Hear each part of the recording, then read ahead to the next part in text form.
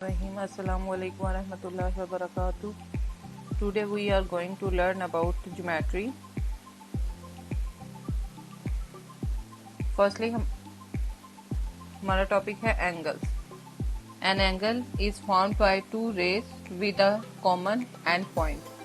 जब to race को attach किया जाता है तो उसका जो कॉर्नर पॉइंट होता है, जैसे यहाँ पे एंगल शो किया गया है, जब टू रेज अटैच होती हैं जो उनका एंड पॉइंट होता है वहाँ पे एंगल फॉर्म्ड होता है और उसको हम नाम दे सकते हैं वर्टेक्स का.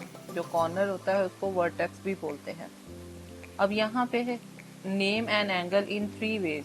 थ्री डिफरेंट वेज में हम एक एंगल को रिप्रेजेंट कर सकते हैं. फर्स्टली हम उसको कह सकते हैं कि ये एंगल ए है. वर्टेक्स को हम एंगल ए का नेम दे देंगे. उसके बाद सेकंड क्या है कि 3 points with the vertex. Vertex के साथ जो 3 पॉइंट्स होते हैं, एक जहाँ पे वो एंगल फॉर्म कर रहा है, सेकंड फर्स्ट रे की value and third one second ray की वैल्यू. जैसे यहाँ पे A B and C mention है तो यहाँ पे हम क्या लिख सकते हैं, सी ए बी भी लिख सकते हैं और बी ए सी भी लिख सकते हैं. मिड में हमेशा वो पॉइंट होना चाहिए जहाँ पे वो एंगल फॉर्म करता है. जैसे ए पॉइंट पे कर रहा है तो ए हमेशा मिड पे रहेगा. और चेंजिंग कहाँ पे आएगी, बी और सी को हम चेंज कर सकते हैं. बी ए सी भी बोल सकते हैं, सी ए बी भी बोल सकते हैं. थर्ड वन है कि आप उस एंगल का कोई सा भी नेम रख दो. जैसे यहाँ पे एंगल 1 रख दिया है तो आप एंगल 1 की जगह पे कोई भी एंगल का नेम रख सकते हैं यहाँ पे. नेक्स्ट, इफ 2 और more angles share the same vertex. कि अगर 2 और more angle same vertex share कर रहे हैं, उनके एंड पॉइंट जो है वो सेम है. You can not name the angles using only the vertex. कि आप सिर्फ ये नहीं कह सकते कि जैसे यहाँ पे एंगल जी है तो हम कह देंगे कि एंगल जी की बात हो रही है. अगर हम सिर्फ एंगल जी बोलते हैं इसका मतलब है कि वो क्लियर नहीं है कि आप किसकी बात कर रहे हो. यहाँ पे डिफरेंट एंगल्स हैं जो कि सेम वर्टेक्स को मीट कर रहे हैं, ज्वाइन हो रहे हैं एक ही वर्टेक्स पे. तो यहाँ पे आप क्या करोगे, द फिगर शोज 3 एंगल्स. आप उसका नेम लिख सकते हो. जैसे यहाँ पे एच जी और जे, मतलब आप इस बिग एंगल की बात कर रहे हो कि फुल एंगल जो है आप उसकी बात कर रहे हो. अगर आप उसकी बात नहीं कर रहे, आप किसी स्पेसिफिक एंगल की बात कर रहे हो तो आप उस पे एंगल का नेम लिख सकते हो. जैसे एच जी आई भी लिख सकते हैं. अगर आप एंगल 2 की बात कर रहे हैं तो एंगल 2 भी मेंशन किया जा सकता है. जैसे यहाँ पे एंगल 2 और angle 3. Each angle has G as its vertex. के जो उसका वर्टेक्स है वो क्या है, जी है. Do not use angle G as the same name for any of the angles. के आप एंगल जी को सेम नेम के तौर पर यूज नहीं कर सकते. Since it would not be clear which angle you are referring to. कि आप किसको रेफर कर रहे हो वो क्लियर नहीं होगा अगर जस्ट आप एंगल जी की बात करते हो. तो आपको स्पेसिफिक एंगल का नेम रखना पड़ेगा. जैसे एंगल 2 है, एंगल 3 है, एंगल एच जी जे है. या फिर अगर आप एंगल 2 की बजाय उनका नेम रखना चाहते हो, एच जी और आई, इस तरह भी रख सकते हैं. जैसे अभी हमने पीछे पढ़ा है कि आप उनको 3 डिफरेंट वेज में लिख सकते हैं एंगल को. नेक्स्ट है हमारे पास, the space around an angle can be classified as interior or exterior angle. अब यहाँ पे 2 डिफरेंट फिगर्स हैं आपके पास. उसमें शो किया गया है कि इंटीरियर किसको बोलते हैं और एक्सटीरियर किसको बोलते हैं. इंटीरियर होता है जो इनर एंगल होता है और एक्सटीरियर आउटर एंगल होता है. अब यहाँ पे नेक्स्ट है हमारे पास angle measures. The measure of angle A, the size of the angle. Angle A मतलब उसका कितना साइज है. Is written as measurement angle A. उसको हम कैसे लिख सकते हैं, एम से मेजरमेंट और आगे एंगल का साइन और A. We use degree to measure the size of an angle. Degree as a unit use होता है. जब हम एंगल की बात करते हैं तो ऊपर हम डिग्री लाजमी लगाते हैं क्योंकि ये उसका यूनिट होता है. There are 360 degree in a circle. एक सर्कल में टोटल 360 डिग्री होते हैं. नेक्स्ट है बेसिक एंगल. अब यहाँ पे 180 degree angle is half rotation in a circle. कि हाफ रोटेशन को शो करता है 180 degree. It forms a straight line. अगर आपसे कोई कहता है कि स्ट्रेट लाइन एंगल्स पे कितने डिग्री होते हैं तो आप डायरेक्ट बता सकते हो कि 180 डिग्री होते हैं। उसी तरह a 90 degree angle is a quarter of a rotation in a circle. It is also known as a right angle. Right angle की बात हो तो आपको एग्जैक्ट पता चल जाना चाहिए वो कितने डिग्री का होता है, 90 डिग्री का। स्ट्रेट लाइन एंगल 180 डिग्री का। और अगर यहाँ पे कंप्लीट रोटेशन की बात हो सर्कल के अंदर तो 360 डिग्री होता है। A 360 degree angle is a complete rotation in a circle. Next है हमारे पास types of angles. Types of angles, angle यहाँ पे नेम डिफरेंट मेंशन किए गए हैं, आगे उनकी डेफिनेशंस हैं और एग्जांपल्स हैं। फर्स्टली हमारे पास है राइट एंगल।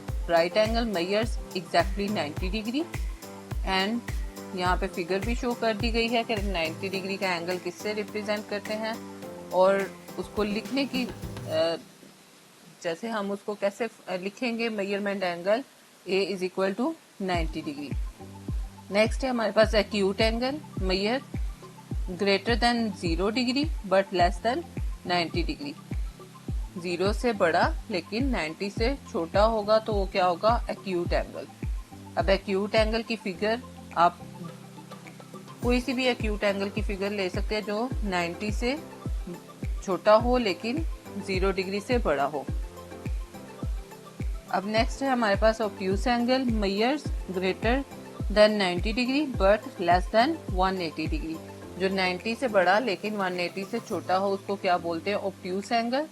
अब यहाँ पे ज़रूरी नहीं है कि आप 133 डिग्री मेंशन करें, आप यहाँ पे कुछ भी मेंशन कर सकते हैं जो 180 से लेस और 90 डिग्री से ग्रेटर एंगल होगा। उसके बाद है नेक्स्ट हमारे पास स्ट्रेट लाइन एंगल।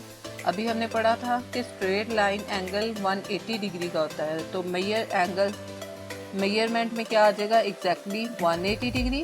और स्ट्रेट लाइन पे एंगल होता है तो वो हमने रिप्रेजेंट कर दिया। उसके बाद है एडजेसेंट एंगल्स। एडजेसेंट एंगल्स होते हैं जो एक दूसरे के साथ ज्वाइन होते हैं, जिनका वर्टेक्स कॉमन पॉइंट होता है, ठीक है, एक ही वर्टेक्स पे वो मीट करते हैं, उनको बोलते हैं एडजेसेंट एंगल्स।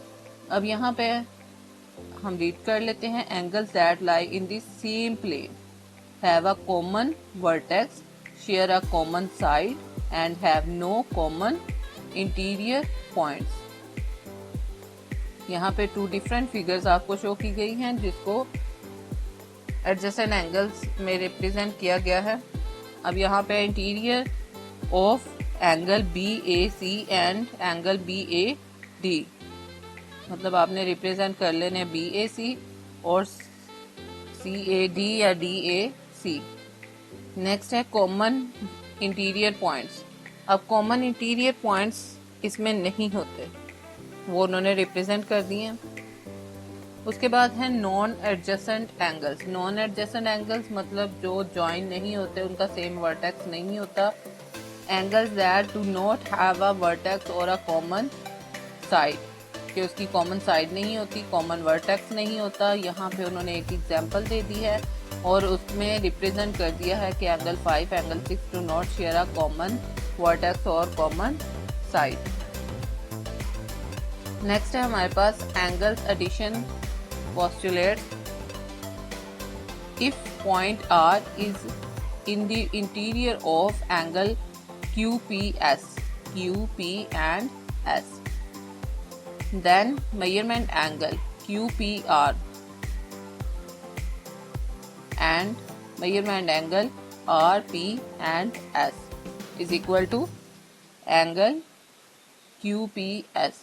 मतलब एक पूरे एंगल को अगर आप उस सेंटर में एक और रे ऐड करके उसको 2 इक्वल के अलावा अगर आप डिफरेंट पार्ट्स में भी डिवाइड कर देते हैं और उन दोनों को सम करके अगेन आप क्या करोगे, ग्रेटर एंगल फाइंड कर सकते हैं। फॉर एग्जांपल अगर हम 2 रेज ड्रा करके एक एंगल ड्रा कर रहे हैं, हम इसके सेंटर से एक और रे ज्वाइन कर देते हैं या उसको डिवाइड कर देते हैं उस एंगल को, तो हमारे पास 2 डिफरेंट एंगल हो जाएंगे, एंगल 1 एंड एंगल 2। अब इन अगर हम फाइंड करना चाहते हैं, जैसे यहाँ पे हम नेम दे देते हैं ए बी एंड सी का, हम फाइंड करना चाहते हैं कि बी ए सी एंगल क्या होगा, तो हम एंगल 1 प्लस एंगल 2 करके हम एंगल बी ए सी फाइंड कर सकते हैं। उसी तरह यहाँ पे एग्जांपल है, एक हमारे पास एक एंगल गिवन है B A B C given है और उसको उसने 2 पार्ट्स में डिवाइड कर दिया है, जैसे 31 डिग्री एंड 118 डिग्री।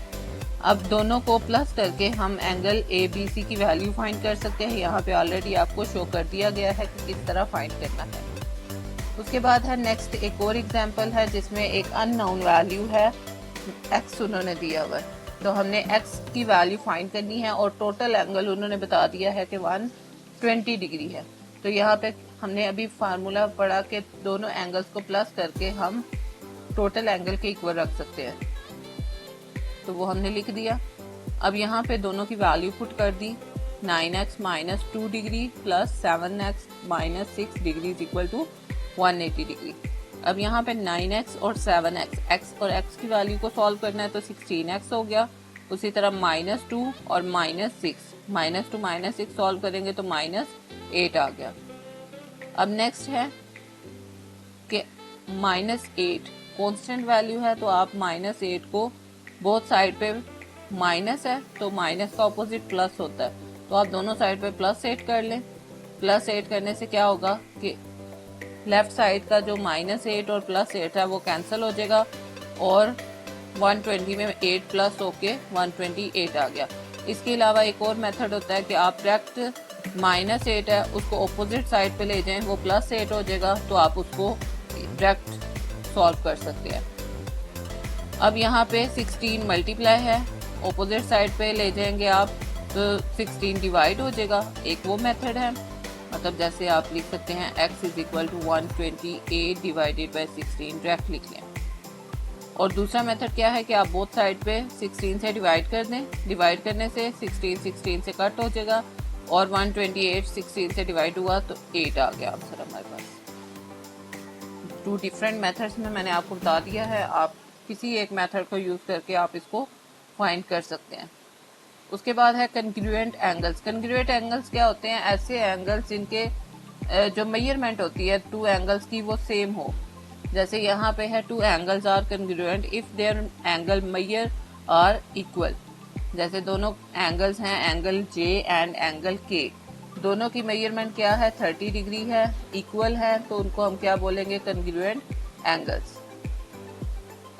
नेक्स्ट है हमारे पास we can use matching angles marks to show that angles are congruent। Matching angle से मुराद है कि आप उनके सेंटर में जो हम साइन यूज करते हैं एंगल का वो आप सेम यूज कर सकते हो। जैसे यहाँ पे सिंगल लाइन से शो किया गया है, यहाँ पे डबल लाइन से शो किया गया है, तो आप उसको सेम मतलब लाइन से रिप्रेजेंट कर सकते हैं।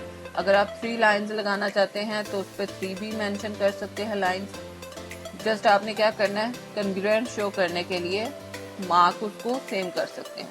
एग्जाम्पल गिवन है इस एंगल HGI एंगल LGJ के इक्वल है, वो हमने देखना है।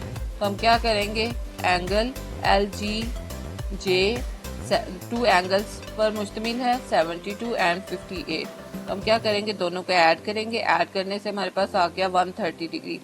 तो यहाँ पे अगर हम देखें कि HGI जो एंगल है वो भी 130 डिग्री है, इट मीन्स दोनों एंगल सेम है, तो हम इनको बोल देंगे दे आर कंग्रुएंट। और ये सेंटर में कंग्रुएंट एंगल्स का सिंबल है, इक्वल साइन के ऊपर मद्दा लगानी है आप पे, तो उसको बोलते हैं कंग्रुएंट एंगल्स। नेक्स्ट आपके पास है चेक योर नॉलेज, कि अभी तक आपने वीडियो में क्या सीखा आपने खुद जज करना है।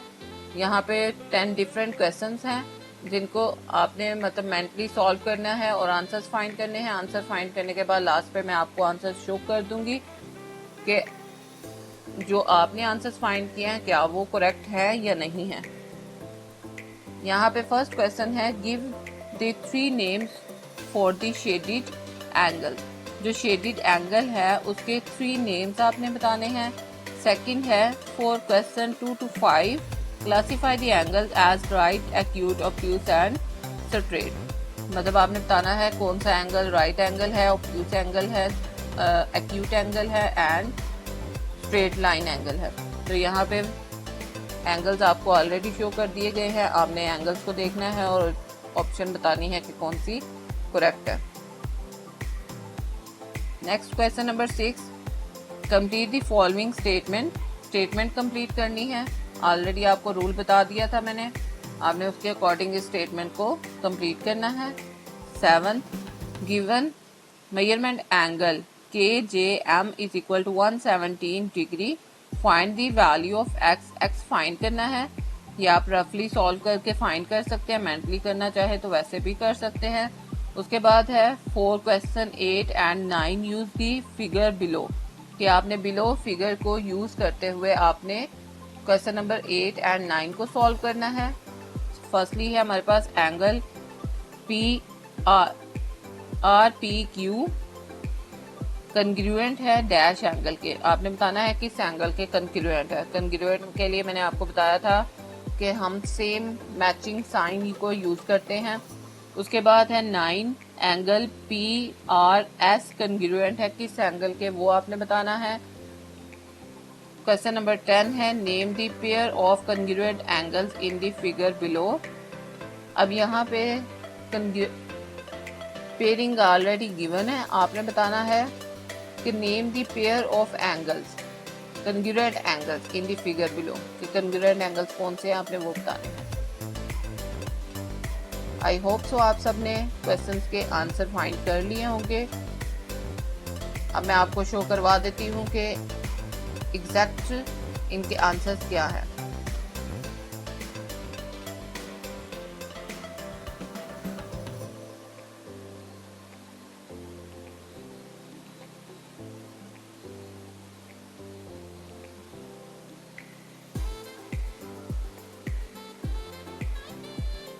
आई होप सो सबके आंसर्स करेक्ट होंगे।